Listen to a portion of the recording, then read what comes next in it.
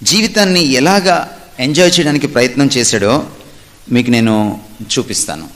నేను ఘనకార్యాలు సాధించాను, ఇండ్లు కట్టించుకున్నాను, ద్రాక్ష తోటలు నాటించాను, వేరే తోటలు శృంగార వనాలు నాటించాను, వాటిలో అన్ని రకాల ఫలవృక్షాలను పెంచాను, చెరువులు త్రవ్వించి ఉద్యానవనంలోని చెట్లకు నీటి సదుపాయం చేశాను, దాసదాసి జనాన్ని సంపాదించాను, నా ఇంట్లోనే పుట్టిన సేవకులు కూడా నాకున్నారు, గొర్రెల మందలు మేకల మందలు నాకెన్నో ఉన్నాయి, నాకు పశు సంపద విస్తారంగా ఉంది.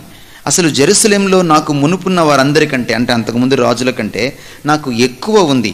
వెండి బంగారాలు సమకూర్చుకున్నాను, నా కండ్లకు ఇంపైనదేదో దాన్ని అలా స్వేచ్ఛగా అనుభవించాను. నా హృదయం ఆశించే సుఖ సంతోషాల్లో దేన్ని నేను నిరాకరించలేదు. నేను చేసిన దానివల్ల నాకు సంతోషం కలిగింది కూడా. నా క్రియాకలాపాలన్నింటికీ ఇదే నాకు లభించిన ఫలితం. అప్పుడు నా చేతులతో నేను చేసిన పనులన్నీ ఒకసారి కలయి చూశాను.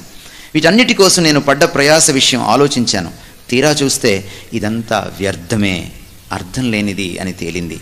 ఇదంతా గాలి కోసం శ్రమించినట్టే అనిపించింది. 12వ వచనం, రాజు తర్వాత వచ్చిన వాడు ఏం చేస్తాడు? అంతకుముందు ఏం చేయబడినదో అదే చేయగలడు.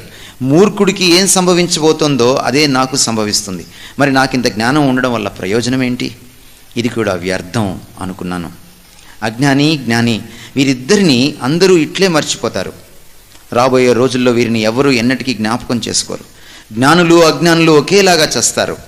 17వ వచనం, ఇదంతా చూస్తూ ఉంటే సూర్యమండలం కింద జరుగుతున్నదంతా నాకెంతో విచారం కలిగించింది. అంతా వ్యర్థం, గాలి కోసం శ్రమించినట్టే అనిపించింది. బ్రతుకు అంటే నాకు అసహ్యం వేసింది. సూర్యమండలం కింద నేను కష్టపడి సాధించినవన్నీ నా తర్వాత మరొకటికి విడిచిపెట్టవలసి వస్తుందని నాకు తెలుసు. కనుక అవి కూడా నాకు అసహ్యకరమయ్యాయి.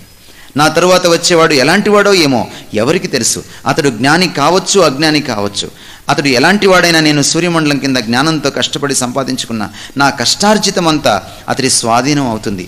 అది కూడా వ్యర్థం.